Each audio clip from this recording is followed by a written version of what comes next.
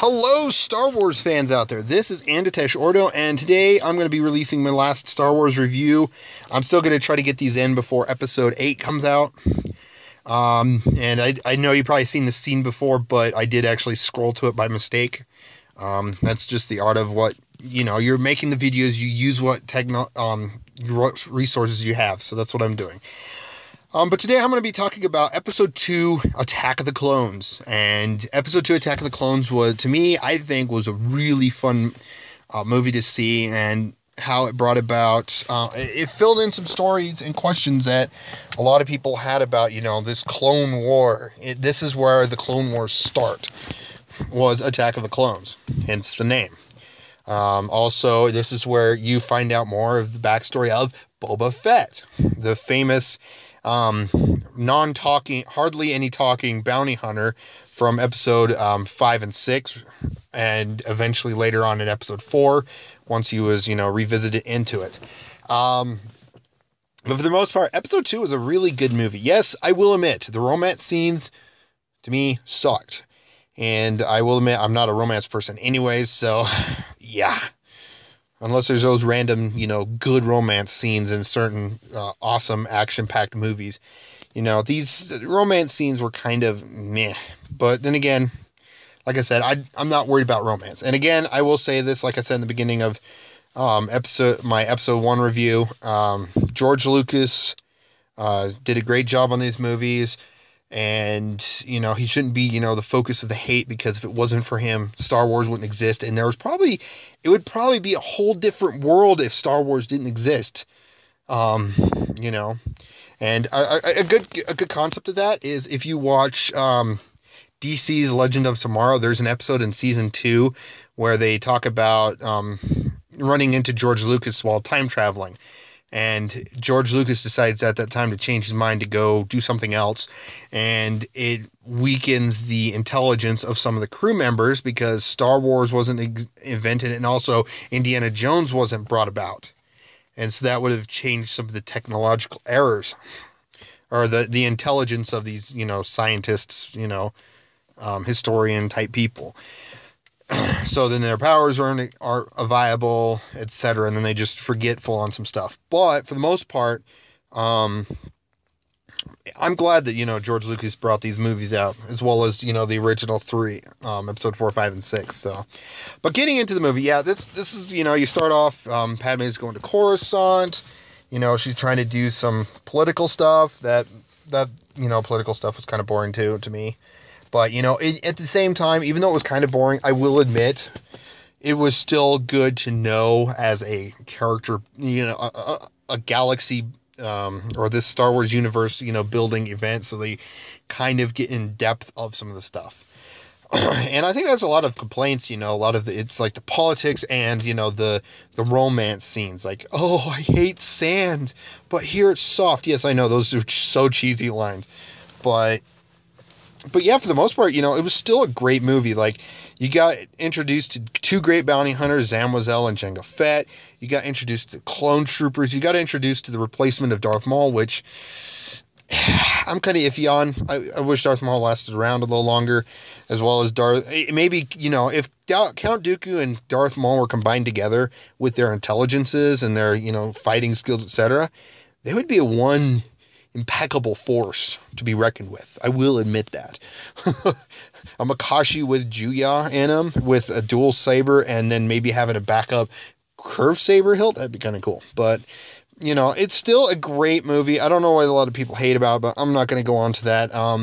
I liked the introduction of, how the clones were created on Kamino, and the way Obi-Wan found the planet. It was kind of weird how he found it, but he still was able to go there and find out about the clones, which partially become the beginning of stormtroopers for the Galactic Empire, even though they're eventually phased out for, regular recruits. And I still say, over the First Order and the Galactic Empire stormtroopers, I'd rather have clone troopers fighting for me, because they were just better trained, even though they were programmed or born to, fight and stuff like that. They were better trained, especially if you go off Legends. Jango Fett, in the background, Jango Fett, recruited, like, 100 great, training sergeants. It was like a 75 or 75% of them were, which would be 75, were Mandalorians, which would make sense on why the clones were so good, because Mandalorians are like probably one of the best fighting forces out there. Yes, you do got some, regular soldiers from other factions and whatnot that are really good, but like Mandalorians thus far are like probably the best to have fighting for you. So, and then, the 25 or 25% were like Corellians and other planet sergeants from other planets and stuff. But for the most part, yeah, this was a great movie.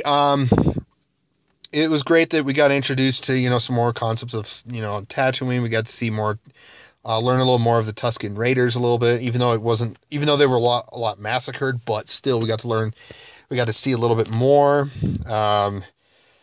We got to see Jedi fight in this. We got to see, well, first off, we got to see, before the Jedi fighting, we got to see a Jedi fight a Mandalorian. Well, even Jango Fett, the bounty hunter, which I still go by that he is a Mandalorian. He's from Legends. He's a Mandalorian. He's able to fight Jedi barehanded or with a rock in his hand to take him down, and he killed a few that way. That's how good Jango Fett was. I really wish in the scene, in the fight with Jango Fett and Mace Windu, I really wish it was extended out a little more, mainly because it would have been great to see Jango Fett, still leap around, move around, try to get some trick shots on him.